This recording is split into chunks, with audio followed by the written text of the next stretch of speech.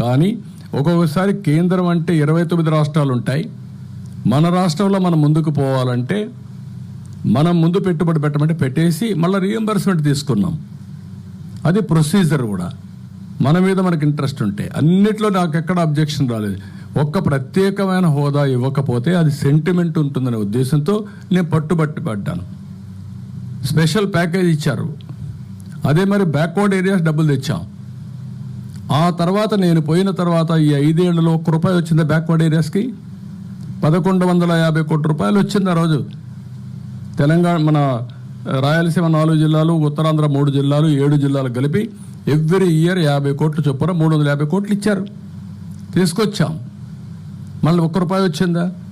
ఎక్కడికి పోయారు? నేను శాంక్షన్ చేయించింది ఏదైతే వైబిలిటీ గ్యాప్ ఫండింగ్ ఉందో 2014లో అది నేను శాంక్షన్ చేపిస్తే వీళ్ళు వచ్చి రిలీజ్ చేసుకొని ఖర్చు పెట్టేసుకున్నారు. ఆ 10,000 కోట్లు 15,000 కోట్లు. అది తప్ప ఏం చేశారు? ఏమీ చేయలేదు. ఒక్క ప్రాజెక్ట్ తేలేదు, ఒక్క ఇష్యూ తేలేదు.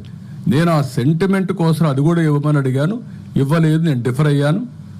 అది తప్ప నాకు బీజేపీకి ఎక్కడ అభిప్రాయ భేదాలు లేవు. మీరు గుర్తుపెట్టుకోవాలి.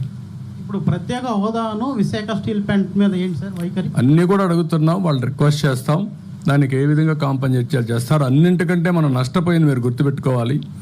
విశాఖపట్నం జోన్కి కావాలి అని మనం ఎన్నిసార్లు ఫైట్ చేస్తే ల్యాండ్ ఇవ్వకుండా దాన్ని ఆపేయడం కరెక్టా? అది ప్రభుత్వం యొక్క పనితనం గుర్తుపెట్టుకోవాలి.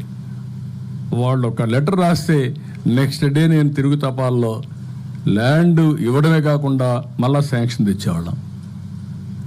అది ఎప్పుడు కూడా పబ్లిక్ ఇంట్రెస్ట్తో పనిచేసేప్పుడు వస్తాయి.